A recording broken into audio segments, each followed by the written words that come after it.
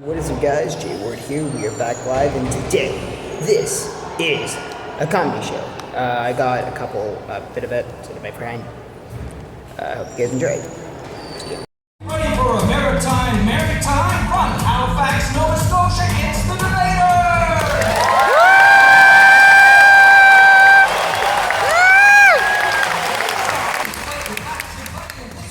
Picks the winner now.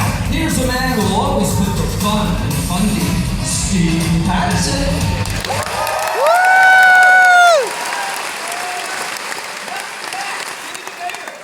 We're here in beautiful Halifax, Nova Scotia. Yes, there is something exciting going on not far from here. The town of Canso, Nova Scotia. That's not the joke. In the town of Canso, Nova Scotia, they will soon be the site of an international rocket launching pad. Did you guys know this?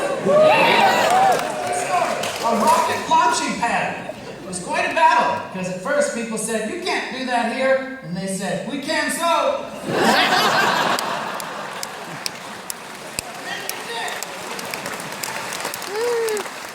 type of rocket they'll be launching is called the Ukrainian Cyclone. Which doesn't sound like a rocket. It sounds like a wrestling move where you put your opponent in a half pierogi, grab them by the kielbasa, and spin them around until they toss their cabbage rolls. Ready to roll out our debaters?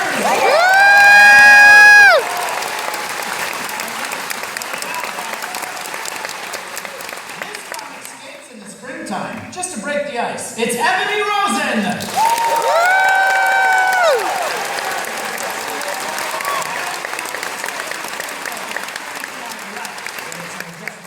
And this guy knows a fool and his money are soon elected. It's Mark Farrell!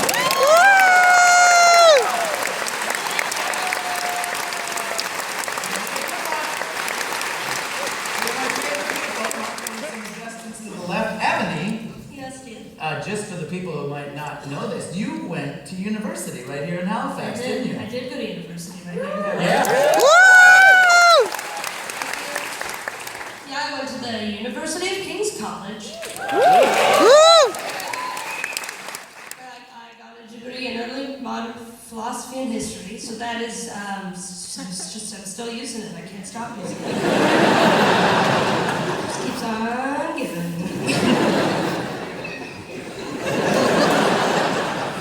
Got you on here, so you must be doing something. Yeah, no, it's a direct link from Hobbes to this.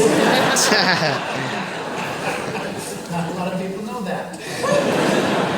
Mark, we've known each other a long time, and I'm very excited because I don't know if I've ever done a show with you before, that your wife and kids are here tonight. Yes, right? they're here. My wife and my kids are right there. Yeah.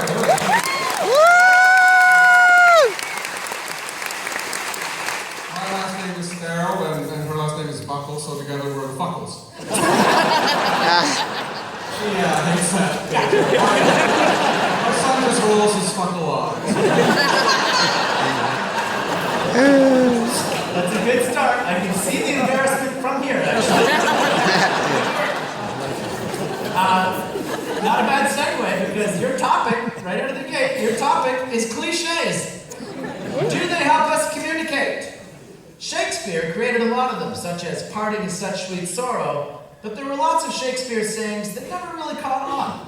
For example, "Something is skunky in Amsterdam," or "Your codpiece doth appear overfished." And of course, "What wind from yonder pantaloons breaks." And on this debate doth wait. So, whereas cliches help us communicate, be it resolved that they are the cat's pajamas. Mark, you're arguing for this, please. You have 2 minutes, starting now. Thank you, Steve, and thank you, everybody. It's great to be here arguing in favor of using cliches. In fact, this is too good to be true. All today's work, and let's get this party started. I'm going to tell you the truth, the whole truth, and nothing but the unvarnished truth. Honesty is the best policy. Everything important has already been said by somebody way smarter than you. Oh, I want to be original. That's That's not very original. We all think we're smart. It's self-deception. I should know, I wrote a book on self-deception. It's great. But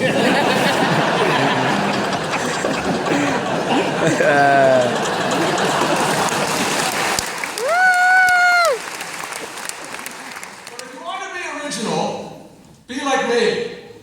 Embrace cliches. Life is too short for original thinking. Time flies.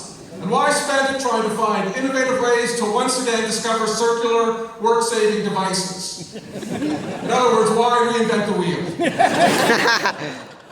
Everything has been done before. Look at TV. When I was a kid, there was a show called Gilligan's Island. Then there was Lost. Same show, Gilligan's a smoke monster. Think about it.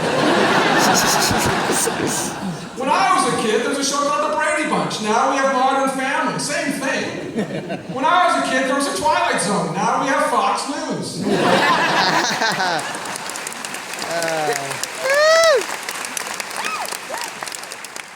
Not using cliches also means you don't learn them, and that can be embarrassing.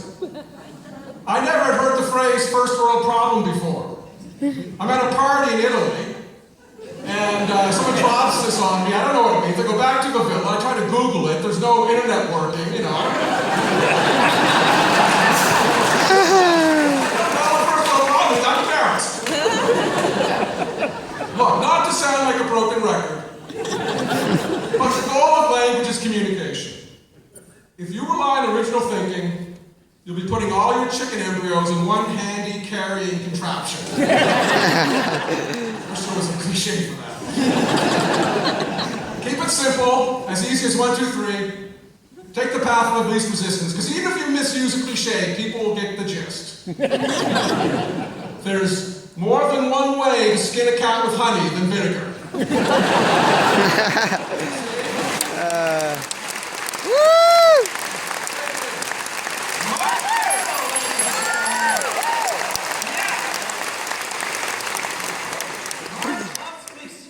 And gave a whole list of them. Some of which I loved at the moment in between you, but you want to be original, be like me. I thought it was the best whole thing. But it was in so many good points. Gilligan's Lost thing, all your embryos in one hand to carry contraption, first word problem thing. That's 10 points right out of the gate.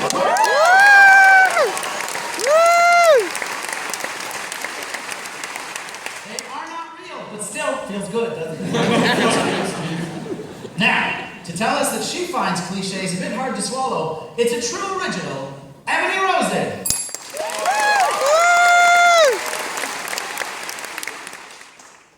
With no disrespect to my opponent, cliches are meaningless turns of phrase designed to distract the listener from realizing that the speaker has nothing of consequence to say and is bereft of original thought. Not you, though. I loved it. I thought it was so fun.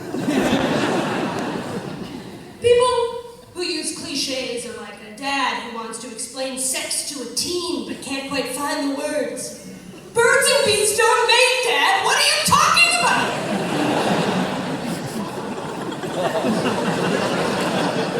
And I have some stuff. Because using a cliche instead of saying how you really feel is really for cowards. Again, not you, Mark. I just think I love your work. It's so fun. But can't we all just mean what we say for once? Instead of saying the early bird gets the worm, say it's 11:30 a.m. on a Tuesday, Gary. Get up, get a job, and get out of my house.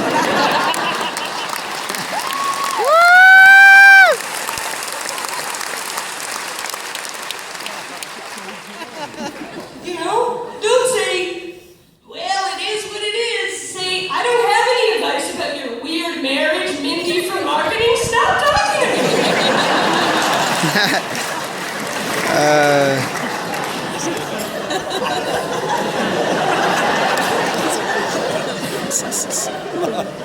When your friend Christine gets an upsetting two-tone asymmetrical haircut, don't do a high laugh and say, that's a horse of a different color. Say, Christine, you look like a contestant from the Hunger Games who dies right away.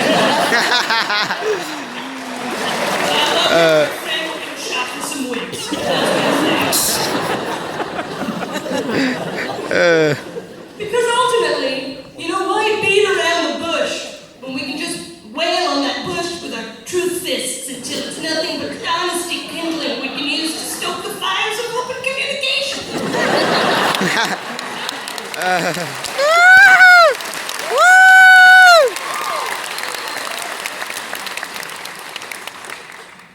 My opponent believes that cliches are the cat's pajamas. But here's a tip. If the most exciting thing in life that you can imagine seeing are a cat in sleepwear, you'll have a very sad life. Again, not you. So stop talking about cat fashion. Go outside, get on Tinder, do something.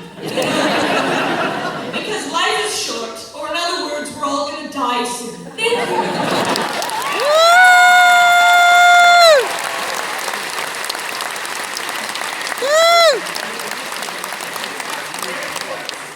Why can't we just say what we mean? Gary, get out of her house if you're listening to this. He can't work the radio. I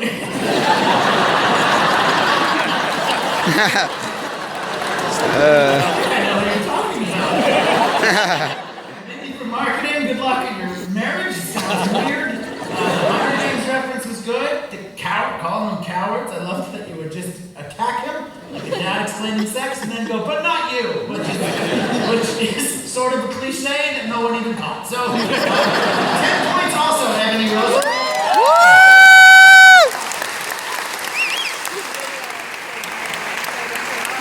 Here we go. Since all good things come to those who wait, let's get to the bare knuckle round. We're debating whether cliches help us communicate. So debaters, it takes two to tango. And this is your chance to add insult to injury by getting your opponent hot under the collar. Because really, all's fair in love and war. But there are certain rules in debating. Does that ring a bell? And this should. Ebony, I'm a little offended. My teenagers are here in the audience, and when we had the talk, I did what every good dad does. I had their mother do it. Isn't that a bit of a cliche though, Mark? It's 2017. And nothing I told you about me.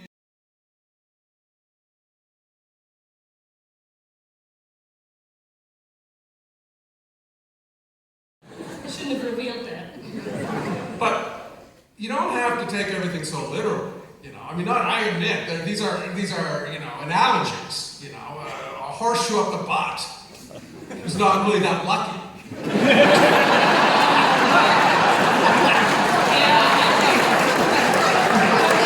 you know what? Like I said in response to that email, I think you're getting that one a bit wrong. You got a weird personal life. I'm sorry, kids. All right, well, I bet I could make a cliche on any subject you can think of. Okay, is this a challenge? Yeah, it's a challenge. Right here in front of me.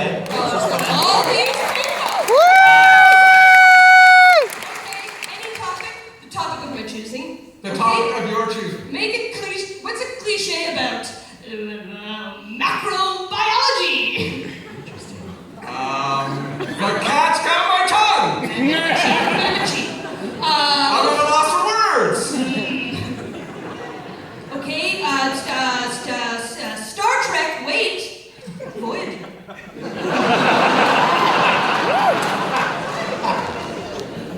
All's well that ends well?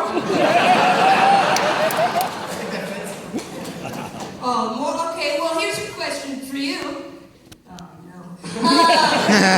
You know why it takes two to tango, as Steve said, but what if 3 people wanted to try? What's the problem with that? Again, I think you're failing here, and you're great, and you're having a really good debate.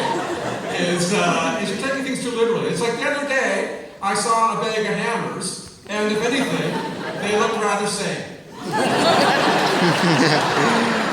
I mean, you're as crazy as a bag of hammers, but it's hard to tell. All right, well, I guess I just have one more question for you. You mentioned the Twilight Zone, and I just want to know, what's your favorite episode? Mine's the one where it's all the pigmen, but then he doesn't know that he's not a pigman, and that's why he's scared of him. Oh, okay. I like the glasses broke, and the guy can't read the books. Okay, cool. All right.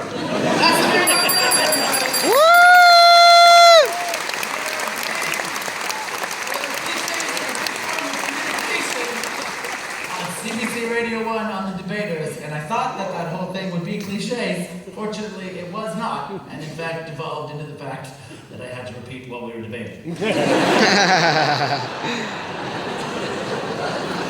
is time now for the firing line. In my hand, I have a list of questions on cliches, brought to you by the Fat Lady. The Fat Lady, who just wants you to know she's sick and tired of people thinking the show is over when she starts singing.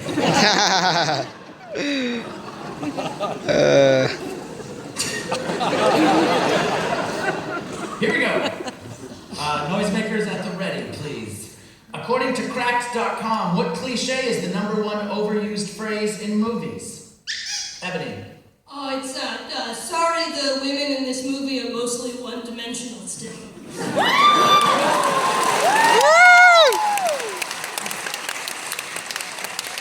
Sadly, they never say that.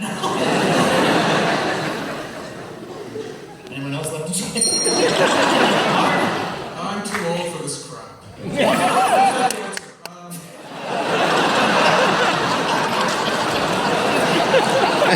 Too quiet in here, too quiet. That would have been a good guess. According to Crack.com, the #1 overused phrase in movies is, "We've got company." Which, in Maritimes, is not a bad thing.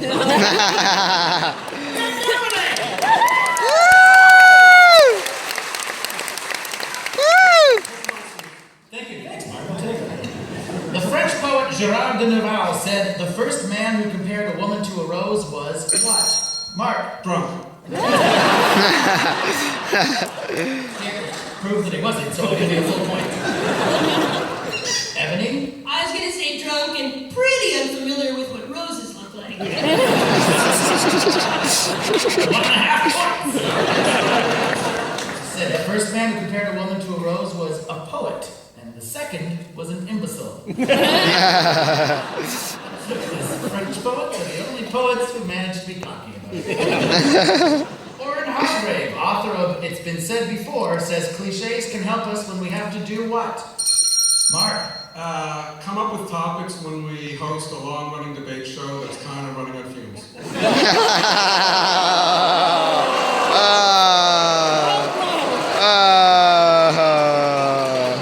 You're doing so well. -9.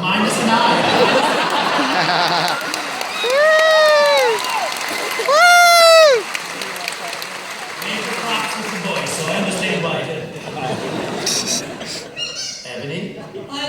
I was gonna say give a eulogy that's not very good, but I might have to do that for Mark. What's a eulogy? A full point. Tongue that said at a church. It's been said before, says cliches can help us when we have to deal with a difficult subject. Yeah. That was the sound of a lot of people making no sound.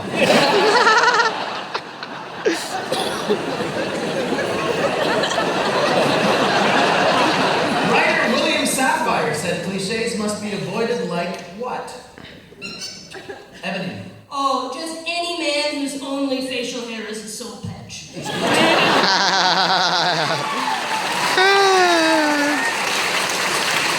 Audience has given you 3 points for that. Mark Farrell. Homeless person who juggles. Maybe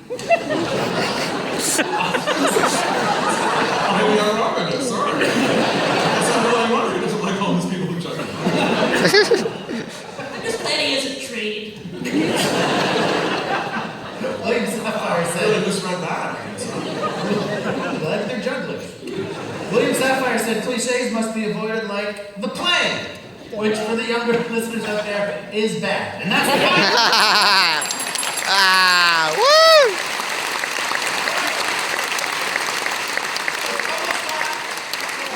Rebecca Cohen Theater audience to vote. But first, here again to tell us it would be a dark and stormy night before she uses cliches. Here's the literally funny Ebony Rosen.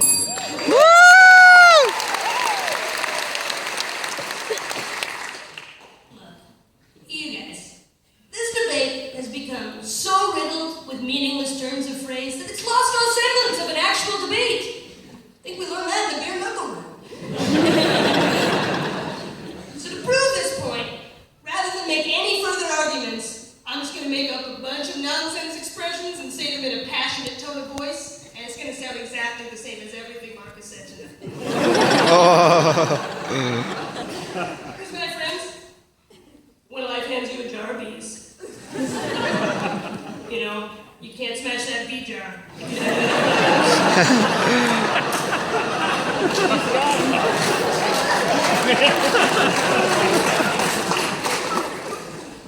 Because if there's one thing we can be sure of, it's that when you're dancing to music, your hands are not your feet.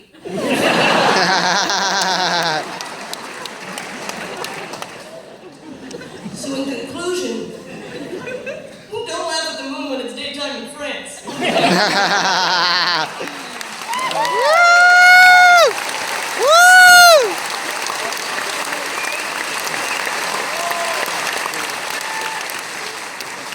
That is not how you lead a fox to a water closet. So much.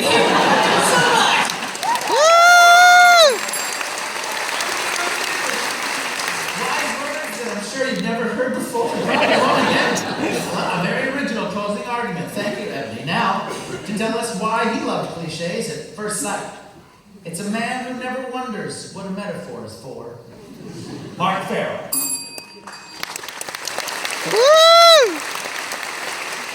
I do feel as if I've won this debate, and not a moral victory, not even a Pyrrhic victory. Well, as an aside, I got into a fight with a good friend of mine over how to pronounce the word Pyrrhic.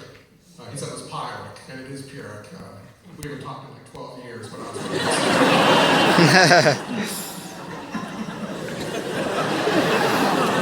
I do feel as I've won. Anything else I'd be saying now would be gilding the lily or closing the barn door after the horse has left and the horse is probably dead so you can stop feeding it. Take one of its shoes and stick it in your butt. Wear it on the wrong foot or walk a mile in it, or maybe it's on the other foot, or maybe it's going to drop.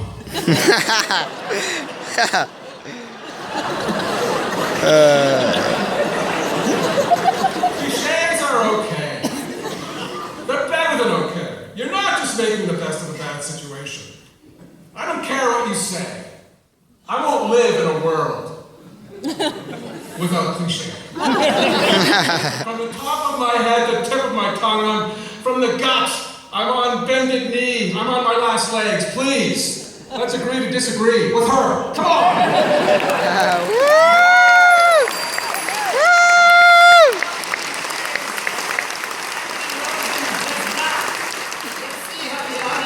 Will vote in what has been one of the more confusing final arguments we've ever had on the show. Time to vote. Halifax by applause. Who here thinks Mark's cliche cheering was the champ of this debate? Mark.